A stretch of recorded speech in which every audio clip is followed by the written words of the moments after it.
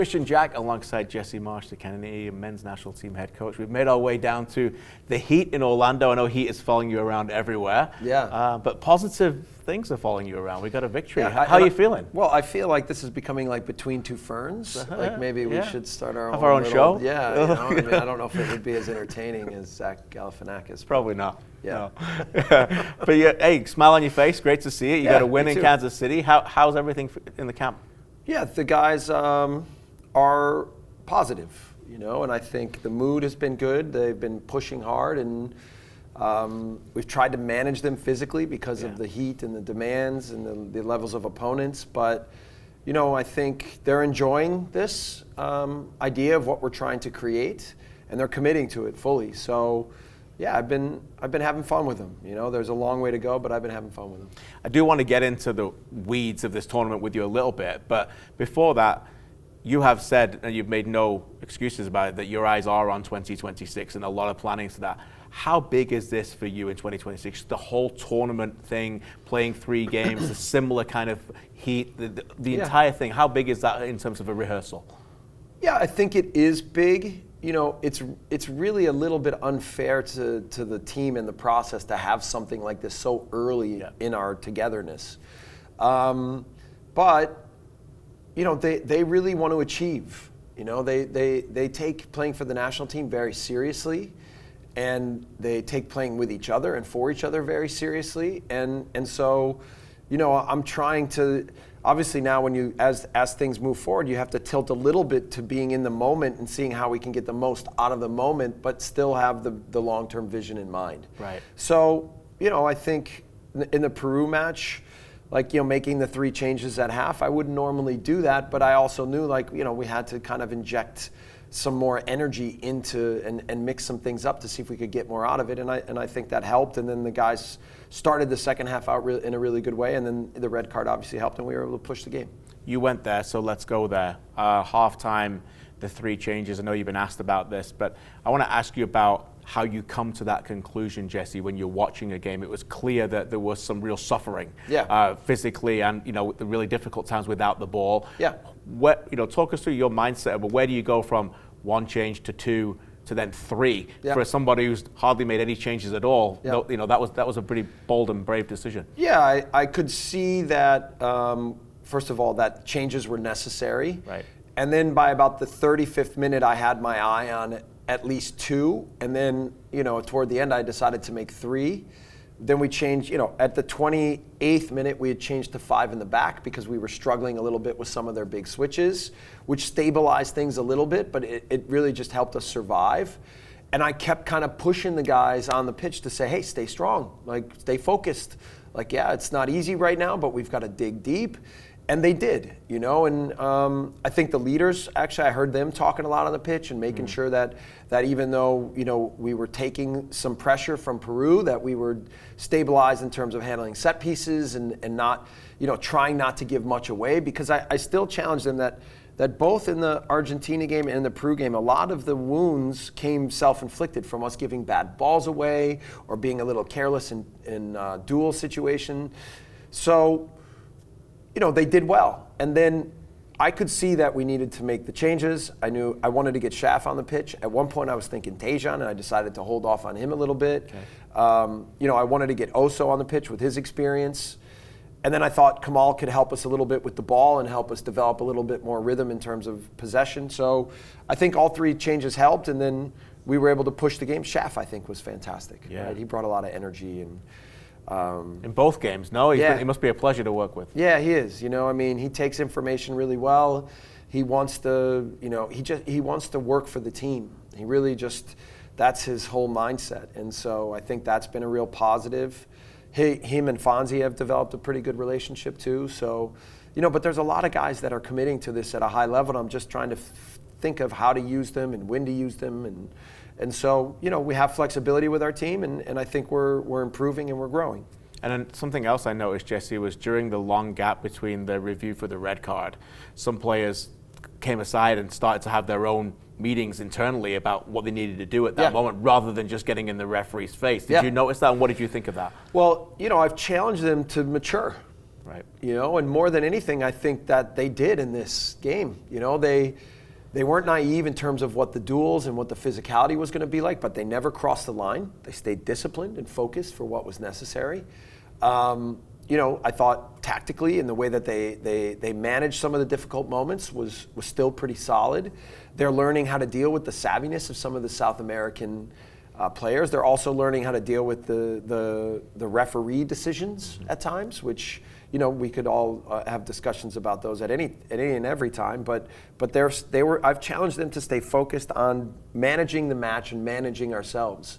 And they've done a really good job of that. And it's the leaders, but it's some of the young guys. And when I hear them talk, I've challenged them to have personality. I get ridiculed sometimes, but because I say my job, I believe, as the leader of the team, is to make myself obsolete, to challenge them to take over the team in every way possible, so that they don't need me anymore. Right? That's what I think true leadership is. And I was ridiculed in Germany for that, because that's not the idea of leadership in Germany, right?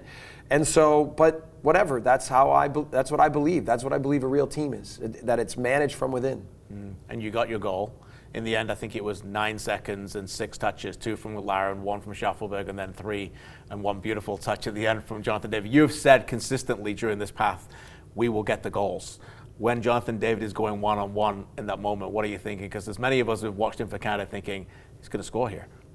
Yeah, I was confident that he would finish that. And, I showed, and maybe you guys could even look at this on video, but if you look at his reaction, that the minute Kyle wins the duel, and by the way, Kyle, again, was savvy. He bumped him. He just didn't look at the ball. He initiated contact. The ball came down. And as soon as the ball came down, he was off. Yeah. And this is kind of this intelligence, this understanding, the game intelligence is what we're trying to build into this young team more and more. And I've used Jonathan often as an example for our team, because he's so clued in all moments of the game. And, it's a great play from Kyle. It's a great play from Schaffelberg. And then, it's the class at the end from Jonathan, but it's the cleverness to recognize the moment that got him into that position. So, this team is smart, and they're developing a lot of things in a lot of ways. Let's talk about Saturday's opponent then, Chile. In many ways, they were grouped with Peru in a sense that, Canada have got Peru and Chile away from the Argentina match in terms of Argentina was almost a different obstacle, which is maybe a little unfair because Chile and Peru are very different as well, aren't they? What do you expect from them? Chile is a little bit of a combination of Peru and Argentina. They have the savviness and they have the combativeness, but they also have the quality and they have the experience. So it will be a blend, I think, of those two matches, and we'll have to understand that we have to be strong and combative and clever, but we'll have to also handle some of their individual quality and brilliance and their ability to play with each other. So it becomes a mentality game in terms of understanding the duels and the combativeness, but it also an intelligent tactical game in terms of understanding what they're trying to accomplish and then trying to tilt the game in our favor more and more. I know the scorelines have gone well for you in other games, but I would imagine that the plan is to go out there and win the game. There's no thought of trying to draw at this point. Yeah, look, Peru could still beat Argentina and a draw might not be enough. Right. So for sure, we're going to go into the game. We're going to keep things disciplined and make sure we're compact and that we're not giving much away. And then we're going to play to our strengths, which is our aggressiveness, our ability to press, our ability in transition, also our ability on the ball and to be a good possession team and then good counter-pressing team. So we're going to keep trying to build in the identity of what we want to see and now put it to practice against another good opponent and in a very relevant situation for us in terms of what this tournament is. Brilliant. A couple more with you and then I'll let you go. And again, thanks so much for your time. Yeah. You've had the team for the majority of this month. The month is coming to a close now. Where are they in terms of your expectations and what has positively surprised you in terms of now you've had them for this amount of time? Well, I'll start with the positive. I've been positively surprised by almost every individual and the entire group of how hard they've committed to me being here and what I'm trying to achieve with them and how they've responded. It's like I said, it's been fun. I'm really enjoying the time with this team. It's every day they're like sponges trying to take on more information. And, whether it's a little conversation where I'm challenging a player to do a little bit more, or where I'm complimenting things that are getting done, or whether it's a combination of both, you can see in their eyes that they want to learn. They want to be guided. They want to be led.